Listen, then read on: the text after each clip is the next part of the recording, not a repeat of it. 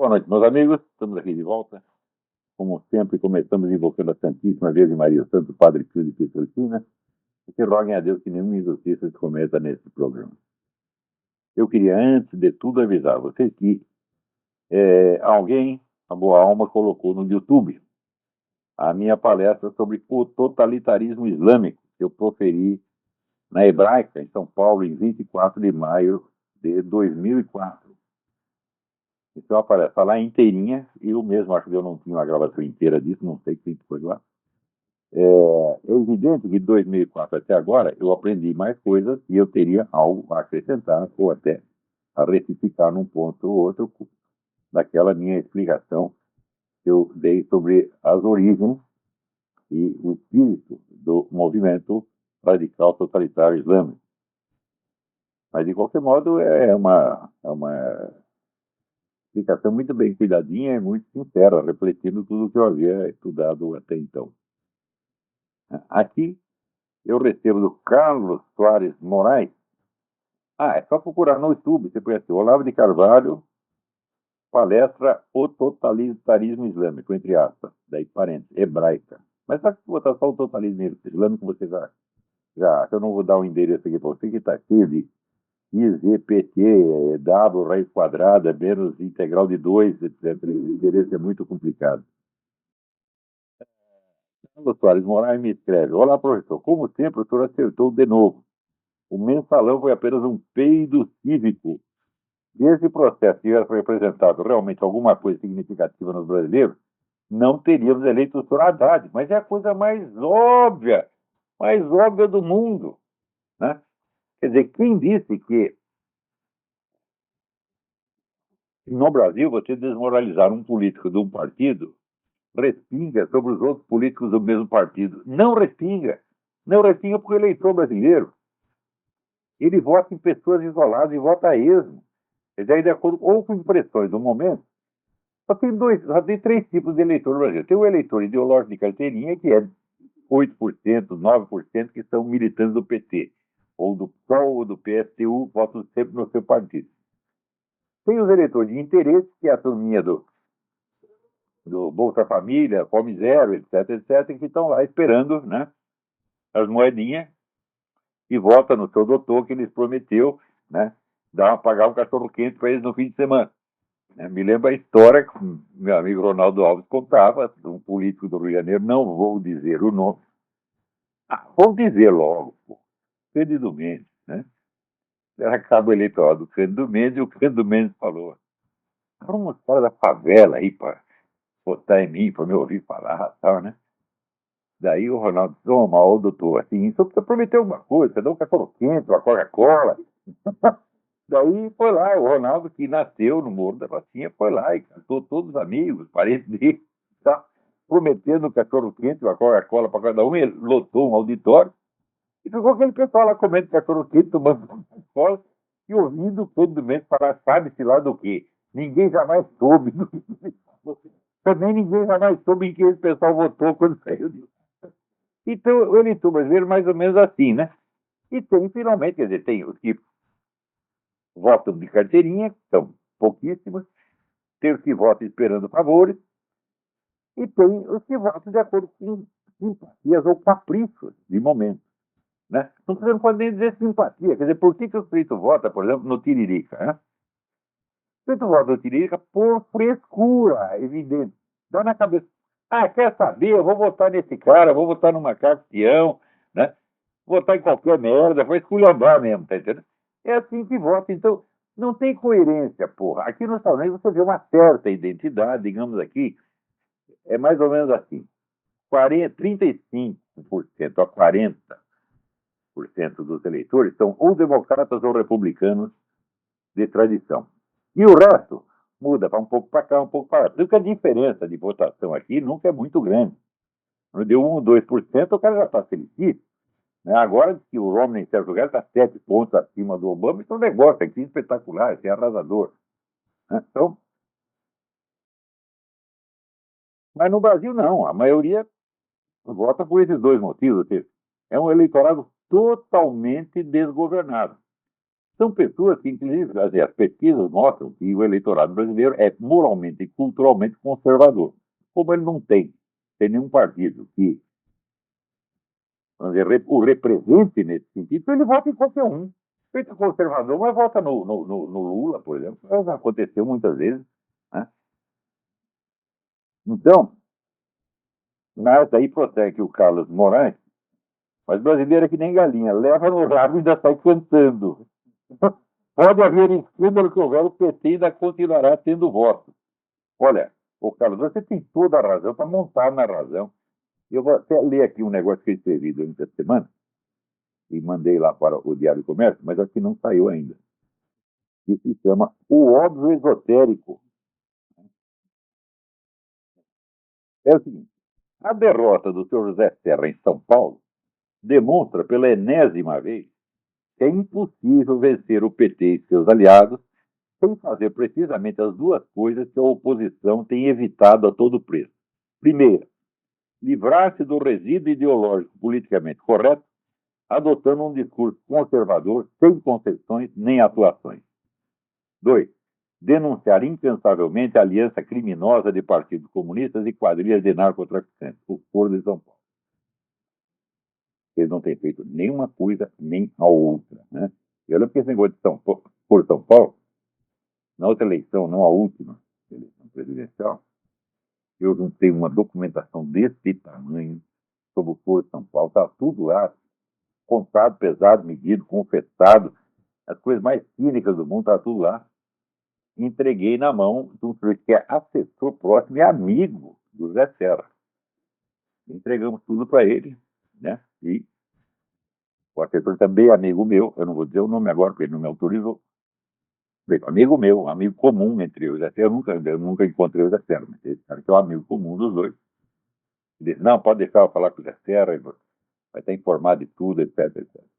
Daí ficamos até o último momento esperando que o Zé Serra, nos debates eleitorais, mencionasse o assunto. Nada, nada, nada, nada. Daí chegou no último debate, a última pergunta, bom, agora ele tem que falar do Foro de São Paulo. Não, ele fez para o Lula uma pergunta sobre tarifas de ônibus, como se fosse uma eleição municipal em São Tomé das Letras ou uma eleição distrital em Vila Inhocuñé. É isso que no Brasil é um debate presidencial, porra. É por isso que não dá. Entendeu?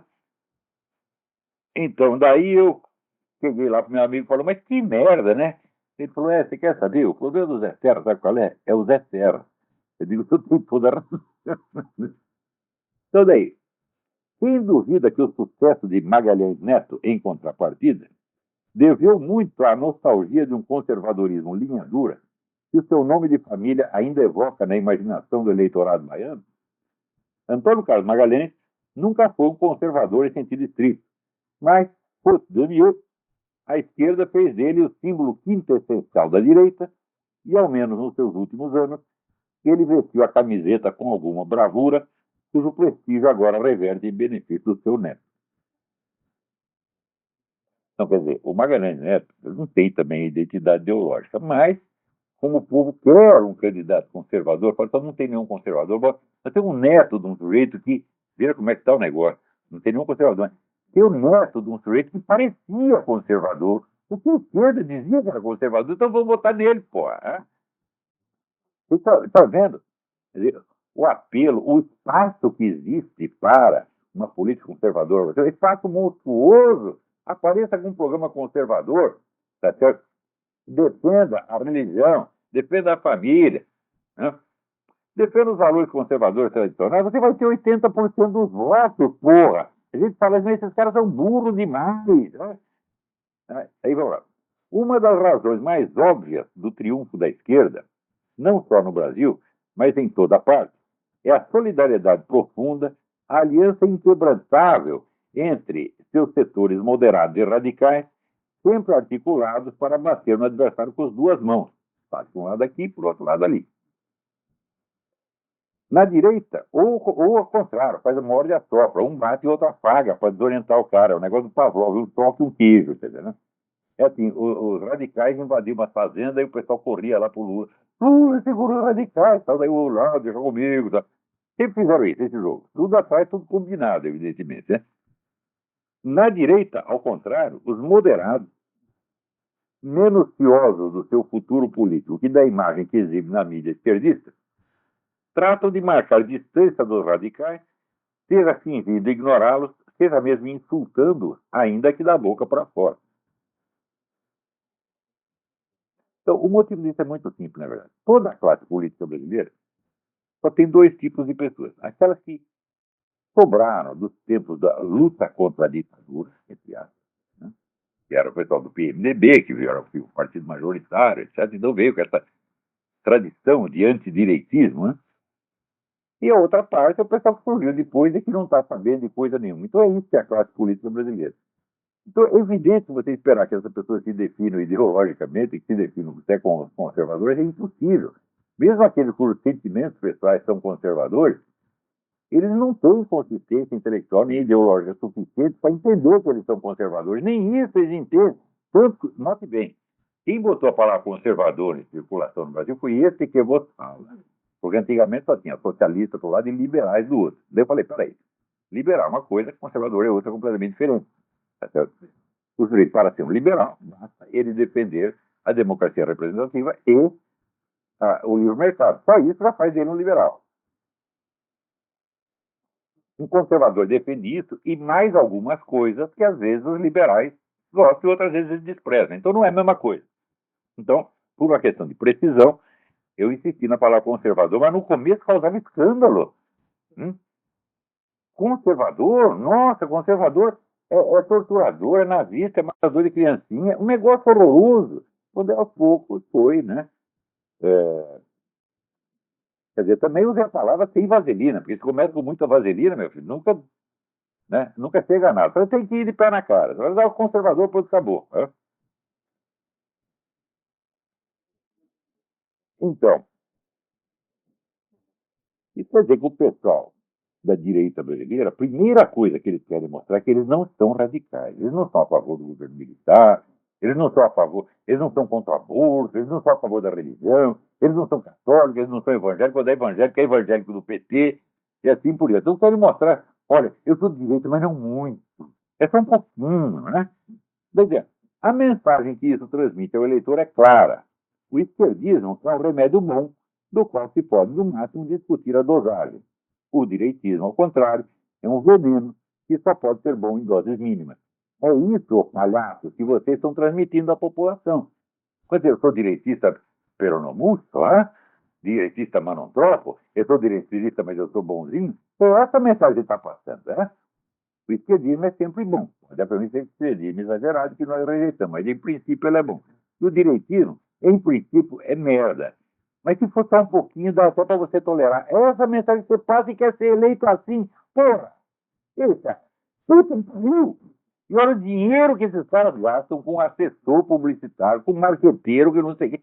Tudo dinheiro jogado fora, porra! Vocês não entenderam ainda? Né? Daí é preciso ter subido muito na escala da idiotice para não entender que isso é a política de quem já se acostumou tanto com a derrota que já não pode viver sem ela. Né? Então, isso aí é que nem o falecido Leonel Brizola, que era o homem da esquerda, mas ele só sabia se ferrar. Né? Então, numa eleição presidencial, ele fez um baita de um cartaz com a cara dele, assim, cara de mal, e escrito assim, né? Leonel Brizola, né? Oposição sem cortavo, uma coisa assim, oposição sem negociação. O cartaz funcionou tanto que ele ficou na oposição. Ele não foi eleito. Ele está pedindo para ficar na oposição, ficou. Agora, quanto ele pagou para fazer aquela merda daquele cartaz? Que eu, na primeira ali, falei: esse cara não vai ter 10 votos com um cartaz desse. Né? Outra vez, gente, no Rio Grande do Sul, os caras reuniram lá a militância do então PSL, militância juvenil. E tinha bastante gente, conseguiu reunir uns 1000 moleques. E daí estavam lá em cima do estrado, né? Os velhinhos fazendo uma conferência chata pra caralho. E a molecada tudo, né? Dormindo. Eu falei, pô, você não vai fazer um comício, porra, vou ter que eu, né? largar aqui os meus estudos de Aristóteles, etc., para ensinar esses bosta como faz um comício. Daí eu fui lá e fiz um comício para a molecada, né? Era assim, vamos foder com esses petistas, turma. Vamos. É assim que se faz, é uma coisa simples, mas vocês não sabem fazer. E vocês são todos políticos de gabinete, vocês só sabem fazer cortar lá em cima. Falar mesmo com o povão, vocês não sabem. Então, o PT não se inibe de aliar-se ao PSOL, ao PSTU, ao Sem Terra e até mais discretamente à FARC. Mas quem pode imaginar os homens do Demo, para não falar de José Serra, posando numa foto invisível, mesmo de pura cortesia, ao Instituto Plínio Rodrigo Oliveira ou ao Clube Militar? Cita essas entidades de caso pensado. Elas nada têm de radical, mas assim as rotulou a mídia esquerdista para isolá-las da direita oficial, e, como sempre, aceitou servilmente jogar segundo a regra imposta pelo adversário. Então, a esquerda rotula dois ou três caras de direitista radical, e imediatamente a direita oficial diz, não, não tenho nada a ver com eles, eu sou diferente, né? E pronto. Então, vocês não viram e não verão, né? Então, o mais elementar bom senso político ensina que toda maioria moderada precisa dos radicais, ou de quem o pareça, para dizer em público o que ela não pode dizer, ou fazer o que ela não pode fazer, como o Lula. Tem coisa que não pode fazer. Você leu quando esteve no Brasil o Jorge Bush, que foi recebido pelo Lula?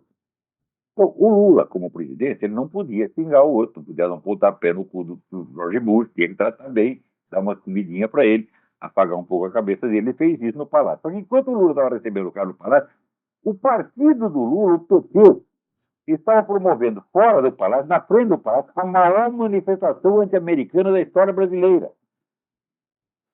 Então é assim, olha, você entra com a piroca e eu entro com a vaselina. E juntos nós comemos, cara. É que assim que eles fazem. Agora, o pessoal da direita não quer conversa com os radicais. Tá bom. Então você não quer conversa com os radicais, então você não tem quem possa mandar uma mensagem que você não pode dar pessoalmente. É a coisa mais óbvia do mundo, né? Porque se ele é radical, ou se ele tem a fama de radical, então ele pode fazer qualquer merda em público que ninguém estranha. Tá certo? Então, né, o Zé Fera, por exemplo, pode querer mandar uma mensagem para o outro, eu não posso falar. Então você pega um milico, pega o pessoal, na verdade, sufocado e manda ele dizer. E daí você diz que não tem nada com isso.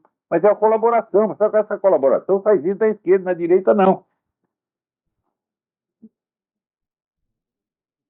E ensina também, por esse bom senso político, que a minoria enfesada só pode ser posta sob controle quando inserida numa aliança. Como é que você vai controlar os radicais? Se eles não são seus parceiros, e se você não tem nada a oferecer para eles? É assim que o Lula fazia. Né? O Lula chegava para os caras do Sem Terra e dizia, não, a fazenda do fulano você não invade, não. Né? Nós te damos um dinheirinho aqui do governo, dinheiro não é meu mesmo, tá entendendo? Né? Pega aí o dinheiro do ministério, sei lá quem deu isso aí, então, aquele idiota chamando de contribuinte, que nós de dinheiro, dando dinheiro do contribuinte para o Sem Terra. E a gente mantém ele sob controle. No negócio das Farc, o que eles fizeram? Durante 20 anos colaboraram com as Farc. O Lula presidiu a reunião do Foro de São Paulo ao lado do Manuel Marolanda, que era o comandante das Farc. Daí, quando o negócio vazou e começou a falar, graças a esse que você fala, e mais meia dúzia, graças a Salgueiro e Torre de Pau, né? Daí começou a pegar a mão. Deu o que fez? Fizeram a reunião do Foro de São Paulo, em São Paulo, no Brasil, não sei se foi em São Paulo onde foi a última. Não, foi a cidade do Brasil. Daí o Lula falou para os caras da Farc, não, vocês não vêm não, vocês não vêm não, vai pegar a mão. Faz de conta que você não sabe. O cara da Farc falou, não tem problema, nós não vamos. Nós não queremos foder com o nosso aliado. Se a nossa presença está dando na vida, nós discretamente sumimos. Na próxima nós voltamos. E aproveita que corremos um dinheirinho, já paga, né, a cabeça deles, dá um empreguinho para a mulher do Oliveira Medina e assim por diante fica tudo certo. É política elementar, mas o pessoal da direita não sabe isso, porra. Eles querem fazer política se guiando pela imagem que a esquerda projetou sobre eles. Eles vestem a camiseta que a esquerda manda. Se a esquerda for criar um chapéu de burro para botar na cabeça deles, eles põem, para não desagradar. Então, vamos lá. Na França, a, a vitória da esquerda, o tal do Hollande, François Hollande, teve como causa principal ou única a impossibilidade do diálogo entre a direita golista e o Front Nacional da Marine Le Pen.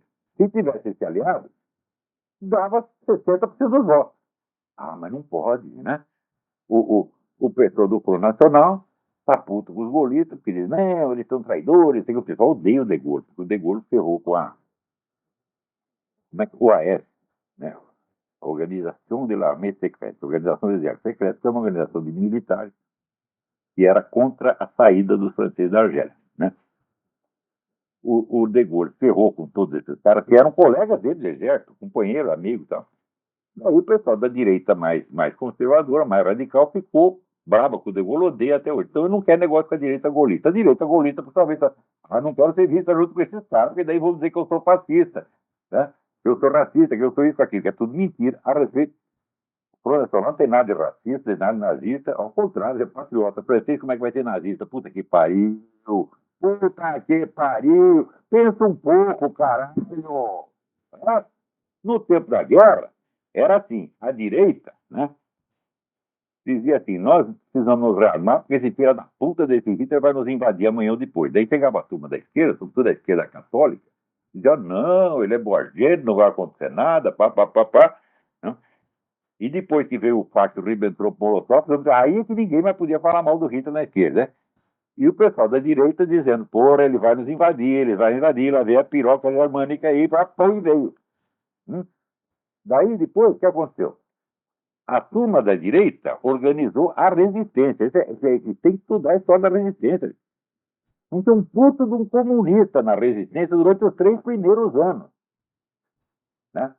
Daí, quando começou a reação, os aliados começaram a ferrar com os alemães e tal, daí os comunistas falaram, bom, acho melhor a gente embarcar nesse negócio de resistência para depois não pegar mal, não dizer que nós não fizemos nada. Daí eles entraram, tomaram a resistência, fizeram propaganda mundial, para cada feito comunista na resistência aparecia 1000 livros, 1000 peças de teatro, 1000 filmes.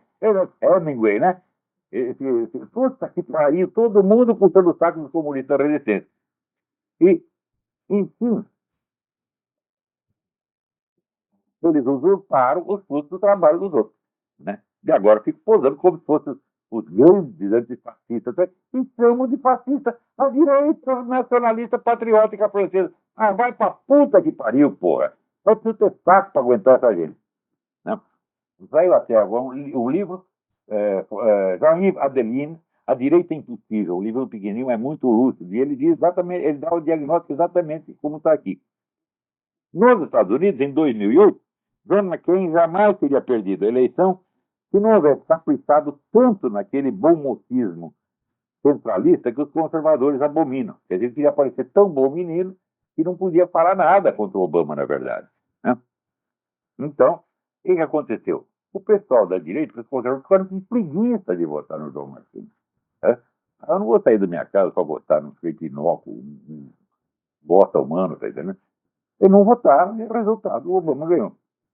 E no Brasil, o senhor José Serra teria tido uma carreira mais brilhante se atirasse à lata de lixo da história um passado esquerdista que, quanto mais ostentado, mais honra e eleva a imagem dos seus inimigos. Desculpe-me por insistir no óbvio, mas nesse país o óbvio vai se tornando cada vez mais um segredo esotérico, só acessível a um círculo de iniciados. Num campeonato de esquerdismo, vence por definição o mais esquerdista. Você vai fazer campeonato de esquerdismo com o Che Guevara, tá lá. Daí você fala, não, eu sou da esquerda. Quem que pensava escolher? O Che Guevara, porra. É? O eleitorado brasileiro é maciçamente conservador, mas não tendo quem o representa na política, acaba votando a esmo, conforme simpatia de momento ou interesse de ocasião, que no fim o tornam tão corrupto, ao menos psicologicamente, quanto os políticos que ele despreza. O voto interesseiro vai necessariamente para quem está no poder, para quem controla a usina de favores. A oposição, que não tem favores para sair distribuindo, não tem dinheiro para você estar na oposição, o dinheiro público não está na sua mão. Então você não pode ficar distribuindo favor. Então essa política de oportunismo, troca de favor, para você não serve. Né? Porque é tudo hipotético. Se eu subir lá, eu te ajudo. Falo, não, mas o outro já está lá, já está me ajudando. Então se você entra nessa competição de oportunismo, você já perdeu. Então, a oposição teria tudo a ganhar se contrapusesse a esse estado de coisas um discurso ideologicamente carregado, restaurando o senso da política como conflito de valores em vez de mera disputa de cargos. Mas ela não vai fazer isso. Há tempos ela já se persuadiu de que acumular derrotas é mais confortável do que fazer um exame de consciência. E olha aqui, o primeiro que acusa disso é o próprio Zé Serra. Ele teve todas as chances do mundo, né? Mas insistindo em mostrar, olha como eu sou parecido com ele, quando na verdade você não é, o que aconteceu? Você fica. Você quer mostrar que você é esquerdista? O Haddad é mais. Cadê mais? O Haddad, a turma dele está no governo, tem favores para distribuir, você não tem nada, você tem só uma hipótese futura. Então assim não vai, porra. Né? Quer dizer, é uma coisa assim, eu quando eu escrevi isso, você não imagina, esse artigo até está mais curto do que os outros. Você não imagina o trabalho que eu tive para escrever isso aqui. Né? Por quê? Porque eu já disse essas coisas tantas vezes, eu já expliquei o óbvio tantas vezes, de tantas maneiras diferentes. Né? Eu desenhei, eu esculpi, eu construí a maquete, eu dancei chachado para mostrar para eles, usei de todos os recursos possíveis. E o senhor da conta não entende. Então agora, quando eu penso nesse assunto, eu só tenho vontade de escrever uma coisa: vai tomar no cu. Tá? Tá? É só que eu tenho vontade de escrever. Vai escrever alguma coisa educadamente, você não se imagina o trabalho que isso me dá, a dor que me dá no coração, tem que escrever um artigo educado a respeito de coisa que eu já expliquei tudo quanto é maneira. Né? Puta que pariu. Agora, um negócio que vocês não podem perder, não podem perder. Tem uma entrevista que está no programa do Glenn Beck com o pai do Tyrone Woods, daquele marinheiro né, que morreu lá na embaixada em Benghazi, Líbia.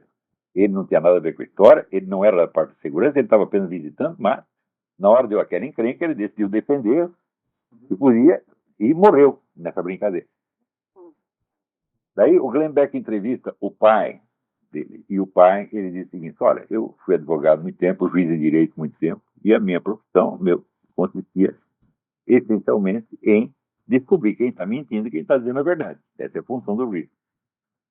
Então eu tenho uma prática nisso.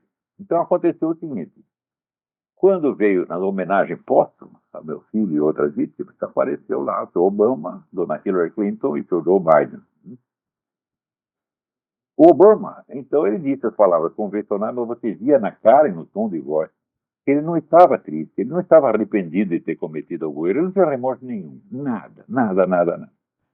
Depois veio a dona Hillary Clinton, usou também as palavras convencionais, mas em seguida ela disse a seguinte frase: o senhor pode estar certo que nós vamos fazer tudo para punir o autor daquele filminho. Quer dizer, naquele instante eu percebi que era tudo uma farsa, porque nós, todo mundo sabia que o filminho não tinha nada a ver com a história, que era atentado terrorista. Ela veio com essa história de filminho para cima de mim, que sou pai do homem que morreu lá defendendo, né, cumprindo um dever que era do governo americano, porra. Né? Daí perguntou o Biden, também usa aquelas palavras, mas em seguida faz a seguinte piada horrorosa: diz o seguinte: seu filho sempre teve as bolas do tamanho da bola de uma bola de bilhar. Mas isso é coisa que fala para o pai no enterro do filho. Aí eu o que tem que dizer: toma seu cu, né? Quer dizer, no tamanho da bola, não sei, mas uma piroca desse tamanho para pôr no seu cu, eu tenho, tá certo? É o que eu teria respondido, mas o homem não, o homem muito educado, ele fala, né? Muito, você vê que ele não tem ódio na voz, não tem ressentimento, tem nada, ele está simplesmente falando a coisa sincera. Não deixe de ouvir essa gravação, porque é uma coisa comovente. Peraí, tem alguém na linha. Alô, quem é? Você está me ouvindo? Sim, estou ouvindo. Oi, o meu nome é Rodolfo, eu moro em Nova York. Muito bem. Como é que está a situação aí? Muita água? Aqui no norte de Manhattan não teve muito problema não, graças a Deus. Graças a Deus, graças a Deus. Mas teve lugares no Queens que foi feio, teve um grande incêndio lá. Alô? Alô? Diga. Primeiramente eu quero agradecer porque eu sou mais um que se aproximou da fé católica graças ao apostolado do Olavão. Pois é, mas é uma situação tão ruim, que Deus contrata tão cedo que nem eu para fazer isso, porra. Os padres tudo pediram demissão, os santos foram embora, sobrou eu, que bela merda. Enfim, estou fazendo serviço aqui. Mas está funcionando. A minha dúvida é o seguinte: no Investiu Coletivo, você disse que há décadas os norte-americanos não têm nada a comunicar ao mundo senão os ecos de seus conflitos internos.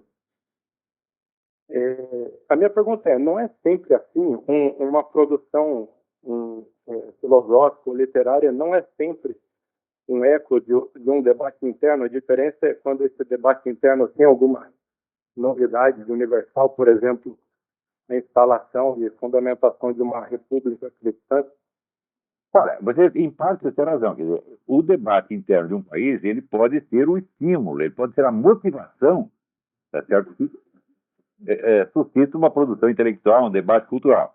Mas o debate cultural não pode ficar limitado, o horizonte dele não pode ficar limitado ao aspecto nacional. Tem que tentar ver as coisas num plano mais universal. E isso, eu vou dizer para você, para os americanos, mesmo culto, é difícil. É muito difícil eles tentarem ver as coisas com os olhos de outros povos. Eles conseguem entender outros povos, mas só desde o ponto de vista americano. Como se assim, os Estados Unidos são a norma e os outros são a variação. Mas acontece que, do ponto de vista dos outros, eles é que são a norma e os Estados Unidos que são a variação. Isso é difícil dos caras verem. Então, o resultado, os americanos acabam culpando a si mesmos de tudo que acontece de mal no mundo. Porque eles se veem como os únicos agentes e os outros são apenas pacientes, são sombras que se agitam, a sombra deles. Quando não é, o outro também é uma força ativa, o outro também tem cabeça, também raciocina, tá certo? Então, isso aí criou uma limitação muito séria. Olha, o debate cultural americano, cultural político, é muito rico, mas ele é muito americano demais. Por exemplo, para um sujeito entender, né, um conservador entender que a culpa de muita coisa que aconteceu aqui não é de americano nenhum, mas é da KGB, é difícil. Ele não consegue aceitar que a KGB age, porque para ele só o americano age. Então lança a culpa na esquerda local. Quando você vai ver, tinha agente da KGB até no banheiro do Franklin Roosevelt, até na cama do Clinton, tá entendendo? E a KGB é poderosa, ela é mais poderosa do que a elite financeira aqui. A KGB tem muito mais dinheiro do que os Rockefeller, porra. Né? Então, muitas firmas que estão fazendo sucesso no mundo hoje é dinheiro da KGB, porra. É a gente laranja. Tá? E ele tem dificuldade de ver isso. Quando vem um cara que saiu de lá, por exemplo, saiu do mundo comunista, né? Alto funcionário, vem lá e conta, vem daqui e conta essas coisas, alguns americanos ficam bravos. Né? O tal do Golitsyn passou informações preciosas para a CIA durante 10 anos. Os caras não acreditaram em merda nenhuma e, no fim, tudo aconteceu do jeito que o Golitsyn estava falando. Daí a CIA disse, tem razão, mas agora a piroca entrou, porra. Então, você acha que tem algum país ou região para se dizer, na elite americana, né? Diga. Você acha que tem algum país ou região do mundo cuja produção literária e filosófica vale a pena acompanhar mais de perto? Os franceses sempre foram abertos. Né? E hoje, se você vê o debate político na França hoje, é uma coisa apaixonante, porque eles estão descobrindo tudo. Né? E você vê, e lá o movimento editorial não tem preconceito. Eles editam o cara da esquerda como editam o cara da direita, porra, igualzinho, como sempre foi. Né? Então, se você quer saber, os franceses ainda são mais inteligentes que os americanos. Né? Eu acabei de citar o livro Jean-Yves Adeline, A Direita Impossível. Tá certo? Procura ler. Philippe Nemo, Nemo, né? La belle mort de l'athéisme contemporain, a bela morte do ateísmo moderno, né? Contemporâneo. Tem muitos livros, Robert Millet, né? Procura Robert Millet, Millet, né? Tem muitos autores interessantes na direita francesa que escapam das limitações mentais do que eles chamavam a nova direita dos anos 60, que era o Benoît, Alain de Benoît. Alain de Benoît era uma esquerda científica, darwinista, racionalista, etc. Que teve muito sucesso e hoje está de mãozinha dada com Alexandre Dugin. Né? São os parceiros do Alexandre Dugin. Então, depois desse, que era uma bela merda, né?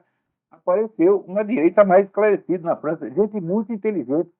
E os livros deles são debatidos. A coisa não é sufocada, não. Então, o movimento cultural na França, quantitativamente, não pode ser do tamanho do americano, porque aqui o negócio é dimensões oceânicas. Uma campanha eleitoral aqui provoca uma produção literária que eu não sou capaz de acompanhar. Se você todos os livros saíram pró e contra Obama, no último ano, eu não sou capaz de ler todos eles. A gente lê por amostragem. Né? Então, quantitativamente, o debate americano é muito rico. E também é de boa qualidade. Só que tem um certo provincianismo. Né? Uma espécie, como se fosse uma cegueira patriótica, tá entendendo? Eles só entendem o mundo do ponto de vista americano e não entendem os Estados Unidos do ponto de vista do mundo. É difícil para eles trocarem a perspectiva. Entendi. Mas se você lê francês, se não lê, aprenda, porque o francês, se você quer saber, ainda é a grande língua de civilização. E não vai deixar de ser. A França não vai morrer, tá entendendo? Você parou, falei, agora acabou, fudeu. Né? Então, o próprio Richard Mille escreveu um livro sobre a morte do romance francês. E, bom, a morte... Mas o livro que ele escreveu sobre a morte do romance francês é tão bom, tão bom, tão bom que ele é alta literatura. Eu digo, morreu o romance, mas está aqui, a polêmica francesa continua vivendo, como nos bons tempos de Georges Bernanos, né? Charles Péguy, Charles Maurras, todo mundo, Eu sou francófilo, eu adoro a França, eu devo a minha educação à língua francesa. Jamais serei suficientemente grato àquele país. E que todo mundo tem duas pátrias, a sua e a França. Eu já tenho três. Eu tenho quatro. A minha, a França, a Romênia e os Estados Unidos. E a Colômbia, que eu amo de paixão a Colômbia. Ok, então, muito obrigado. Eu não sou uma pátrida, eu sou multipátrida. Então, olha aqui, aconteceu, eu não reparei, passou nas semanas e aconteceu um negócio importantíssimo, eu não reparei. O Obama tinha feito, no dia de Ano Novo, ele fez um decreto que dá a ele a autoridade para ele prender qualquer cidadão americano que ele considere suspeito e mantê-lo preso indefinidamente, sem processo e sem habeas corpus. É uma coisa, nem Stalin passou uma lei dessa. Ele passou, né? Mas quando foi com vaselina, no Ano Novo, ninguém percebeu. Daí, quando alguém percebeu, evidentemente entrou com processo e um juiz federal vetou. Daí o Obama entrou com o recurso, ele ganhou o recurso, de maneira que ele ganhou de volta o direito, entre aspas, de prender qualquer um sem processo, sem ter que explicar por que prendeu, porra. Isso quer dizer, por exemplo, o jornalista americano faz uma entrevista com o cara da Al-Qaeda, o Obama lê, não gosta, fala, pode esse cara aqui, ele oferece perigo, ele está colaborando com o inimigo, mete o cara na cadeia. Né? Um cara como Breitbart ou Rush Limbaugh não vai sobreviver 2 dias a um negócio desse. Claro que ele não vai aplicar imediatamente, porque ele não é trouxa. Vai esperar um momento de crise e daí põe todos os seus inimigos na cadeia, né? E não tem que explicar por quê. Só que vai ter outro recurso ainda. Eu não acredito que esse negócio vai se manter em pé. Vai cair, mas por enquanto, né, ainda está em pé. Agora, para vocês verem quem é o Barack Obama, quando estava, né, o vento e as águas lá destruindo Nova York, arrebentando com tudo, você sabe o que o Obama estava fazendo?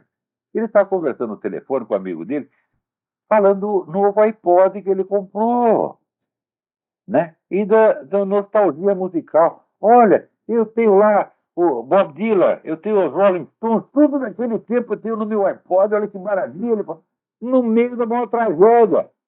Né? E daí os caras da fala do George Bush, puta que pariu. Né?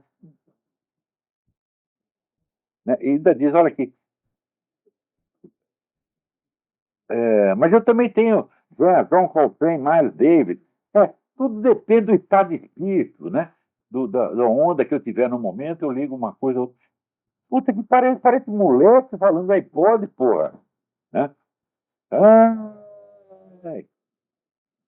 Agora, o negócio de Benghazi, agora não tem mais como esconder, viu? A mancha bateu na cueca, porque agora já vazaram os e-mails que os caras passaram, já se sabe toda a história, sabe até que o próprio embaixador, né, o Stevens, ele estava lá fornecendo armas para a turma dos insurgentes, do qual está sendo da Al-Qaeda.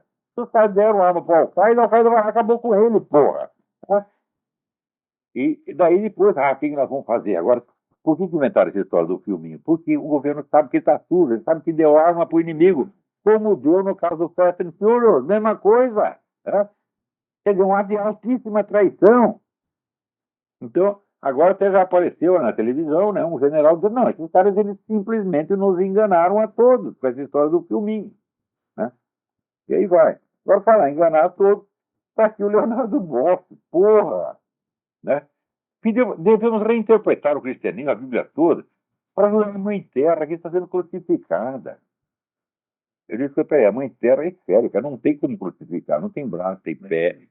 Que merda é essa, porra? Como é que vai crucificar o planeta? Do que se trata, hein?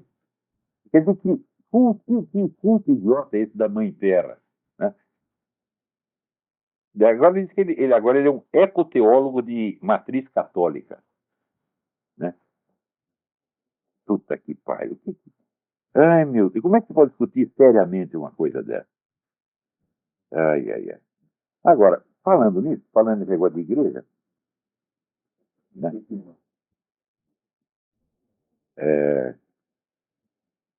Olha aqui, saiu aqui. Eu vou ler para vocês umas notas que eu também vou transformar num artigo. Peraí, cadê? Epa, fudeu.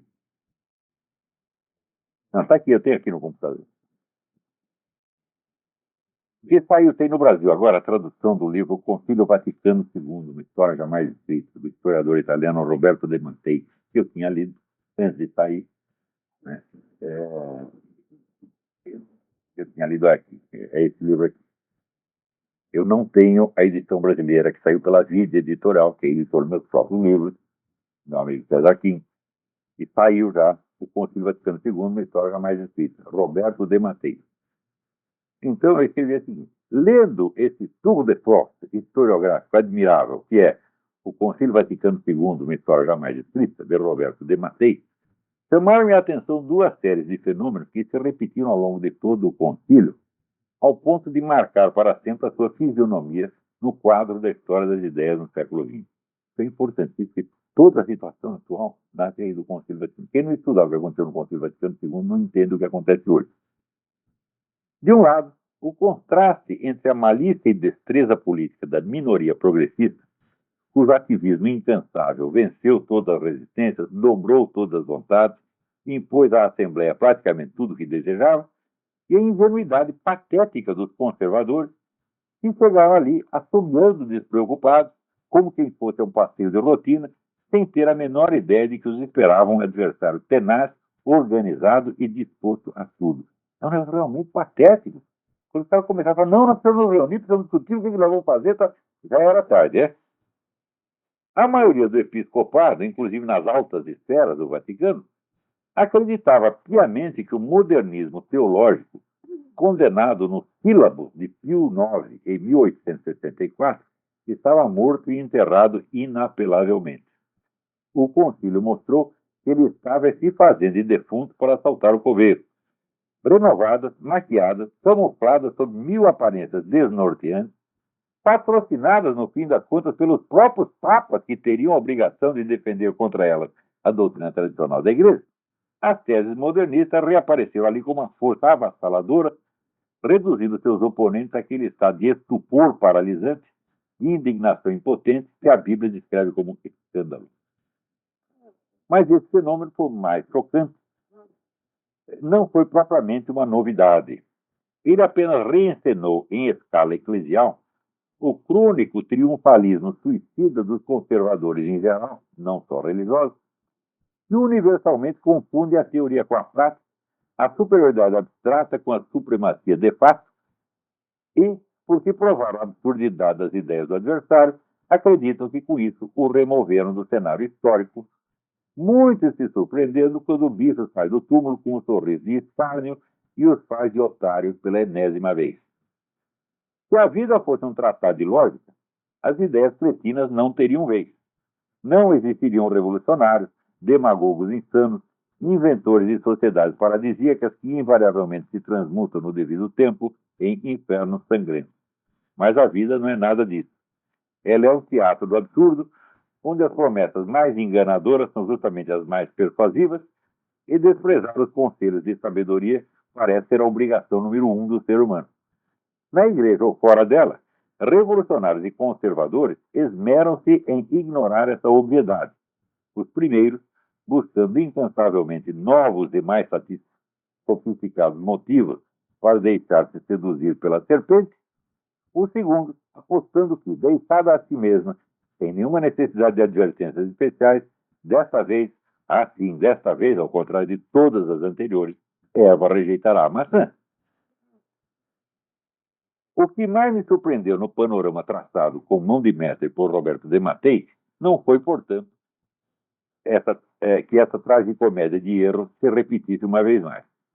Foi, em vez disso, a pobreza intelectual, a rigidez mental dos debates, onde posições firmadas e consolidadas de antemão se confrontaram estaticamente, sem nenhuma interpenetração dialética nem fecundação mútua, reduzindo tudo, em última instância, a uma disputa política no sentido de Carl Schmitt, uma contagem de cabeças, quantos amigos e quantos inimigos. O Partido Progressista, é verdade, chegou ali armado de um instrumental dialético mais aprimorado e sutil, mas de uma dialética perversa. Em vez de compreender em profundidade as intenções do adversário, buscava apenas macaquear-lhes as aparências para convertê-las capciosamente nos seus opostos, dando os seus ares inocentes de quem seguia a tradição, no mesmo instante em que tudo fazia para destruí-la.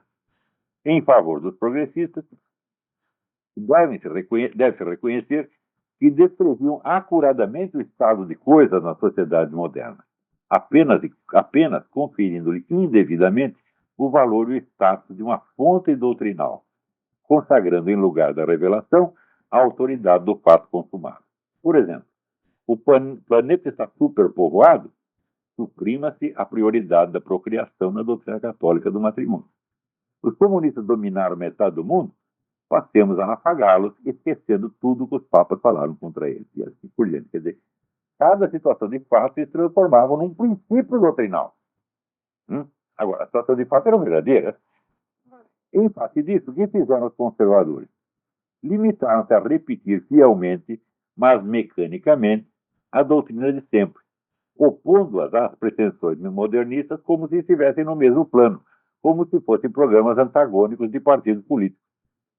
Não fizeram o mínimo esforço de absorver e transcender criativamente essas pretensões, de provar em ato a superioridade da doutrina tradicional pela sua força de explicar e compreender desde a raiz a realidade sociocultural da qual seus adversários se faziam meros bonecos de ventríloco e legitimadores à crítica.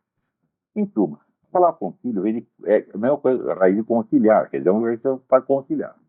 Ora, se não existe uma interpenetração, uma fecundação mútua das ideias, então só é possível a conciliação no sentido retórico e político, quer dizer, exterior, um ajuste mecânico de forças meramente justapostas. Agora, a conciliação dialética, no sentido em que ensinava o bom e velho Aristóteles, é uma absorção e superação. Absorção, integração e superação. Quer dizer, você integra o que o outro está dizendo, você reconhece a parcela de verdade que ele está dizendo e a trabalha e dá uma explicação mais profunda, que explica não só o problema, mas explica a própria versão que o outro está expondo. E daí você supera. Ora, a doutrina da igreja tem todos os elementos para fazer isso. É doutrina para fugir, meu Deus do céu, é uma profundidade inesgotável. Será que com base nisso você não é capaz, né, de absorver a parcela de verdade que esses progressistas falaram e virar o negócio e puxar o tapete debaixo do pé dele? Não fizeram isso. Ficava só, o que você está falando é contra a doutrina tradicional. Falaram, como se o cara não soubesse. Né? Quer dizer, ficou aquele negócio estático. E, enfim, é um concílio onde não se conciliou nada. Só se conciliou do ponto de vista do constavo. Fizeram algum constavo para ajeitar um pouco aqui, cedendo um pouco. Mas não se... A verdadeira conciliação, como diz Aristóteles, não é isso. Ela é absorção, integração e superação. De maneira que você derrota o outro, não fazendo simplesmente oposição mecânica face a face, mas engolindo o que ele disse e transcendendo. E a doutrina da igreja tem tudo para fazer isso. Meu Deus do céu! Se tu está com a doutrina divina na mão, será que tem alguma coisa no mundo que não dê para compreender dentro da doutrina divina, não, mas a gente está repetindo a doutrina, né? Em vez de usá-la como instrumento para compreender o próprio fenômeno que está se passando dentro da sua frente. Então, ficou aquele negócio estático, né? A desonestidade de um lado, a burrice do outro, e no fim, vamos dizer, um conjunto de rock, mas aquilo deu nisso, né? Então, aqui por hoje é só. Até a semana que vem. Muito obrigado. Não quero saber quanto falta. O programa acabou. Quem manda sou eu. Até a semana que vem. Muito obrigado.